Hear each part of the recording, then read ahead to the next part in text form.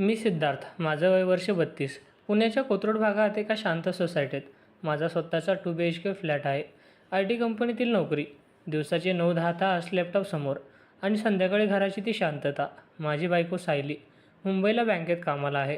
सुरुवातीला आम्ही सोबत राहायचो, पण किरायाच्या ओढीत ती मुंबईला गेली आणि आमच्यातलं अंतर फक्त किलोमीटरमध्येच नाही, तर मनातूनही वाढत गेलं.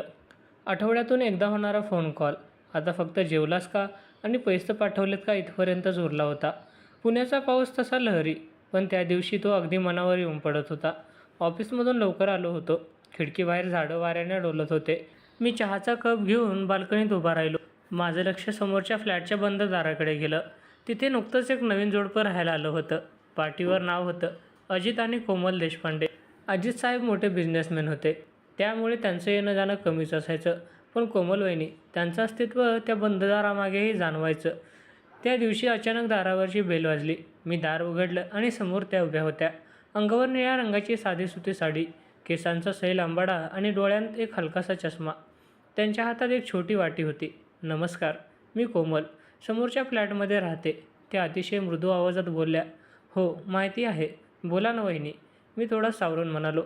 काही नाही, साखरेचा डब्बा संपलाय आणि नेमकं अजित बाहेरगावी गेलेत. थोडी साखर मिळेल का? त्यांनी संकोचाने विचारलं. मी साखर आणायला आत गेलो आणि मनात विचार आला, इतक्या मोठ्या घरात राहणारी स्त्री पण साखरेसाठी शेजाऱ्याकडे येताना किती संकोच करते. मी साखर दिली आणि तिथूनच आमच्या संवादाची पहिली विणविण गेली. त्यानंतर आमचं बोलणं वाढलं. कधी लिफ्टमध्ये, कधी पार्किंगमध्ये. मला जाणवलं की कोमल वहिनी दिसायला जितक्या शांत आहेत, त्यापेक्षा जास्त त्या आतून एकट्या आहेत. अजित साहेब महिन्यातले 20 दिवस दौऱ्यावर असायचे. त्यांचं घर आलिशान होतं, पण त्यात जिवंतपणा नव्हता. एकदा शनिवारी सुट्टी होती. दुपारी अचानक माझ्या फ्लॅटची वीज गेली. बाहेर वळवाचा पाऊस सुरू होता. मी हॉलमध्ये बसलो होतो. इतक्यात कोमल वहिनींचा फोन आला. आम्ही फोन नंबर एक्सचेंज केले होते. सिद्धार्थ, तुमच्याकडे लाईट गेली आहे का? त्यांनी विचारलं. हो वहिनी, बहुधा फ्यूज गेला असावा. माझ्याकडेही अंधार आहे आणि मला अंधाराची खूप भीती वाटते. जर तुम्हाला हरकत नसेल तर मी थोडा वेळ तुमच्या बाल्कनीत बसू का? तिथे थोडा प्रकाश आहे. त्या काहीशा घाबरलेल्या आवाजात म्हणाल्या. मी हो म्हटलं आणि काही मिनिटातच त्या आल्या. त्या दिवशी आम्ही तासनतास बोललो. त्यांनी त्यांच्या लग्नाबद्दल सांगितलं. घरच्यांच्या इच्छेखातर केलेलं लग्न, पण त्यात प्रेम कधीच आलं नाही. अजितसाहेब पैशांच्या मागे धावणारे, तर वहिनींना हवं होतं कुणीतरी त्यांचं ऐकून घेणारं. सिद्धार्थ, कधीकधी ही सोन्याची पिंजरी आहे, खायला सगळं आहे, पण बोलायला कुणी नाही. त्या खिडकीबाहेरच्या पावसाकडे पाहत म्हणाल्या.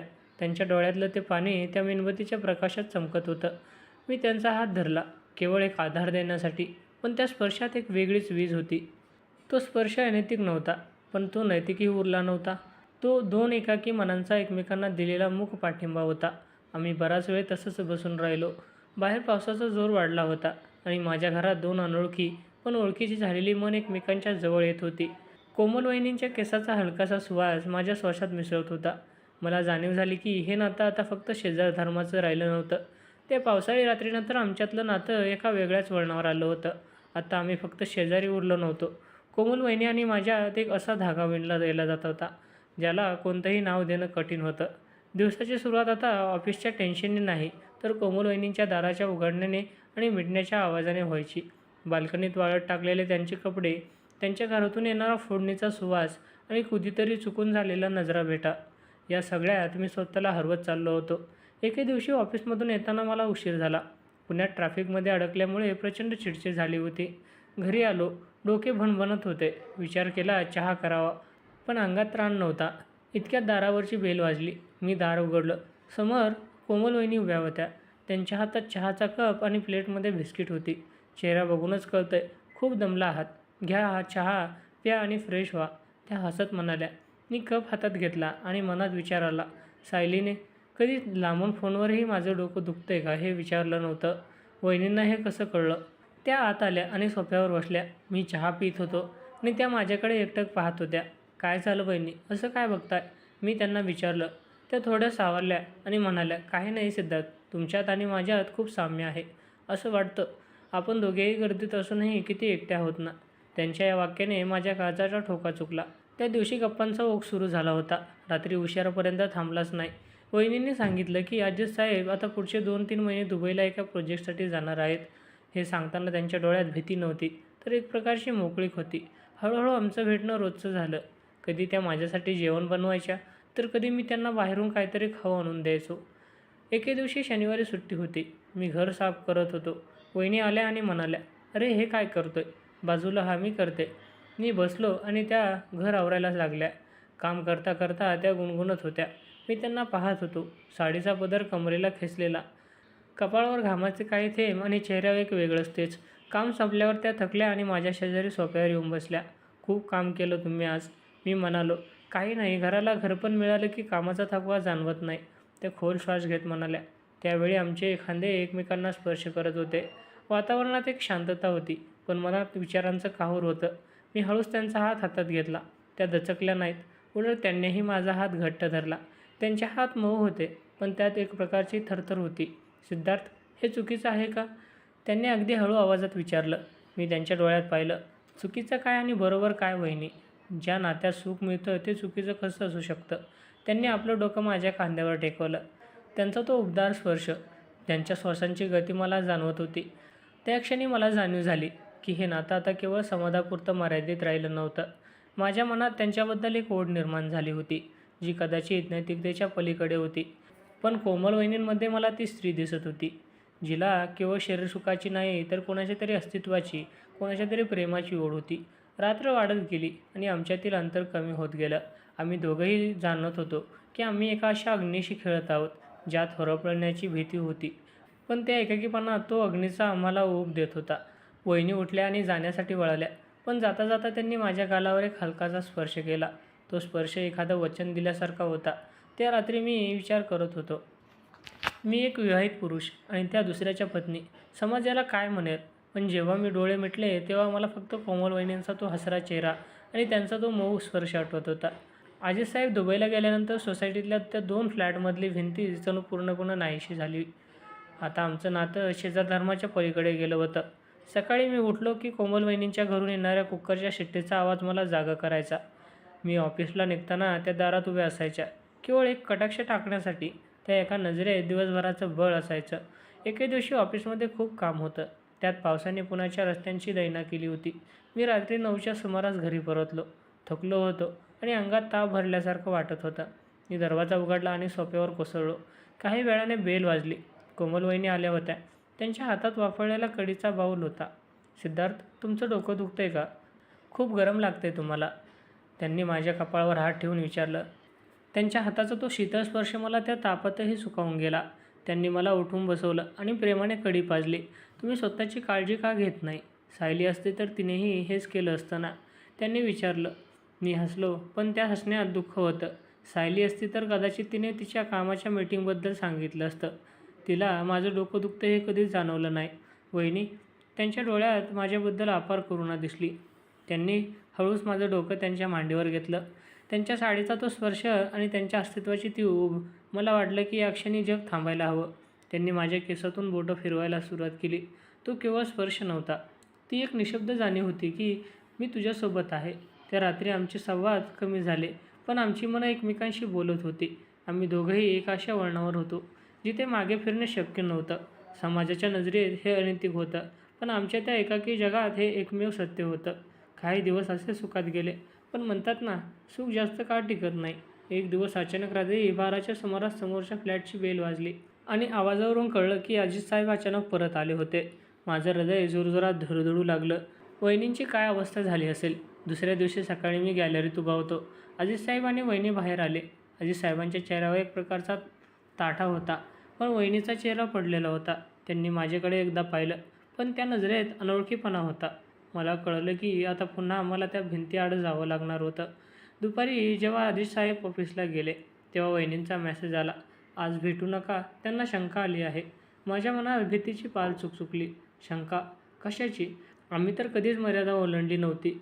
पण मग मला आठवलं की पुण्याच्या या लहानशा सोसायटीत भिंतींनाही कान असतात. आमचं तासनतास एकत्र बसणं, माझं त्यांच्या घरी जाणं, कोणीतरी पाहिलं असावं. त्या दिवशी संध्याकाळी मी खाली पार्किंगमध्ये गेलो, तेव्हा अजितसाहेब तिथे उभे होते. मला पाहताच त्यांनी एक कुत्सित स्मित केलं. "काय सिद्धार्थ, शेजारधर्म चांगला पाळताय असं ऐकलंय," कोमल सांगत होती. "तुम्ही खूप मदत केली तिला." मी नसताना त्यांच्या बोलण्यातील ती खोच मला स्पष्ट जाणवली. माझ्या मनात धडधडी भरली. वहिनींना त्यांनी काही त्रास तर दिला नसेल. आमचं हे निःशब्द नाते आता एका संकटात अडकलं होतं. वहिनीने मला त्यांच्या वैयक्तिक आयुष्याच्या गुंतागुंती सांगितल्या होतीच, पण आता या गुंतागुंतीचा भाग मी सुद्धा झालो होतो. त्या रात्री वहिनीच्या घरातून मोठ्या आवाजात भांडण ऐकू आलं. मी माझ्या घरात अस्वस्थपणे ये-जा करत होतो. मला जाऊन त्यांना वाचावंसं वाटत होतं, पण माझा अधिकार काय? मी तर फक्त एक शेजारी होतो. रात्री 2 वाजता अचानक माझ्या दारावर हलकीच टकटक झाली. मी दार उघडलं. समोर कोमल वहिनी उभ्या होत्या. त्यांचे डोळे रडून सुजले होते आणि हातावर निळे वळ उमटले होते. त्या काही न बोलता थेट माझ्या मिठीत शिरल्या आणि ओक्साबोक्शी रडायला लागल्या. सिद्धार्थ, आता सहन होत नाहीये. मला इथून घेऊन चल, त्या हुंदके देत म्हणाल्या. मी त्यांना घट्ट धरलं. आता हे नातं फक्त प्रेमाचं उरलं नव्हतं, तर ते एका संघर्षाचं रूप घेत होतं. पण प्रश्न हाच होता, या संघर्षाचा शेवट काय होईल? आमचा हा मार्ग आम्हाला सुखाकडे नेणारा होता की विनाशाकडे? त्या रात्री कोमल वहिनी माझ्या घरात होत्या, माझ्या मिठीत होत्या. त्यांचं शरीर भीतीनं आणि थंडीनं थरथरत होतं. बाहेर पावसाचं तांडव सुरू होतं आणि माझ्या मनात विचारांचं वादळ. सिद्धार्थ, मी परत तिथे जाऊ शकत नाही. त्यांनी माझ्या चरित्रावर संशय घेतला.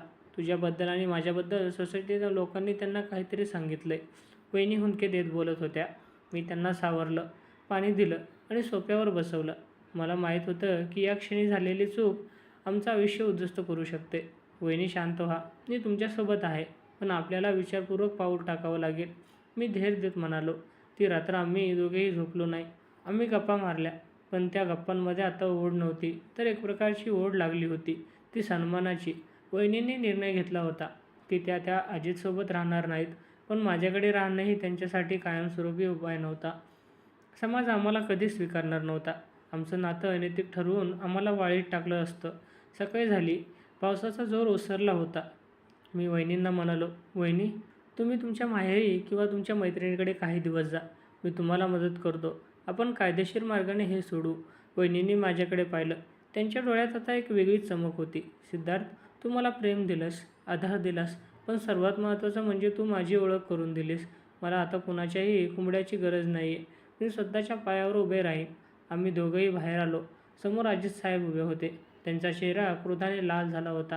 बघितलंत, मी म्हणालो होतो ना, हिचं या पोरासोबत काहीतरी चाललंय, त्यांनी सोसायटीच्या लोकांसमोर ओरडून सांगितलं. माझं रक्त सळसळलं, पण वहिनीने माझा हात धरून मला थांबवलं. त्या शांतपणे पुढे गेल्या आणि अजित साहेबांच्या डोळ्यात डोळे घालून म्हणाल्या, अजित, ज्या नात्यात विश्वास नाही तिथे प्रेमाची अपेक्षा करणं व्यर्थ आहे. सिद्धार्थने मला फक्त तो सन्मान दिला जो तुम्ही कधीच देऊ शकला नाहीत. आम्ही काय केलं आणि काय नाही हे देवाला ठाऊक आहे, पण आज मी हे घर, हे नातं कायमचं सोडते. सोसायटीतील लोक शांत झाली. वहिनीने आपली बॅग घेतली आणि त्या पायऱ्या उतरू लागल्या. मी त्यांच्या मागे धावत गेलो. पार्किंगमध्ये त्या थांबल्या. सिद्धार्थ, आपण पुन्हा भेटू का? त्यांनी विचारलं. मी त्यांच्या हाताला स्पर्श केला. हा शेवटचा स्पर्श होता. वहिनी, आपण भेटू किंवा नाही, पण माझ्या हृदयात तुमची जागा नेहमीच असेल. तुम्ही तुमचं आयुष्य सन्मानाने जगा. त्यांनी एकदा वळून पाहिलं. त्यांच्या डोळ्यातून एक अश्रू उघळला, पण त्या हसल्या. त्या टॅक्सीत बसल्या आणि निघून गेल्या. आज या घटनेला 2 वर्ष झाली. मी आजही त्या फ्लॅटमध्ये राहतो. कोमल वहिनी आता एका मोठ्या शहरात स्वतःची छोटी कंपनी चालवतात. आमचा कधीकधी फोन येतो. आम्ही आजही निःशब्द नाते जपून आहोत. आमचं लग्न झालं नाही, आम्ही एकत्र राहिलो नाही, पण आमचं प्रेम त्या मर्यादेच्या पलीकडे गेलं होतं, जिथे शरीराची गरज उरत नव्हती. लोक आजही विचारतात, काय झालं त्या वहिनीचं? मी फक्त हसतो आणि मनात म्हणतो, त्या फक्त वहिनी नव्हत्या, त्या माझ्या आयुष्यातली ती सावली होत्या, जिने मला स्वतःला शोधायला शिकवलं. मित्रांनो, प्रेम म्हणजे फक्त एकत्र राहणं नसतं. कधीकधी कोणाच्या तरी भल्यासाठी त्याला लांब जाऊ देणं हेच खरं प्रेम असतं.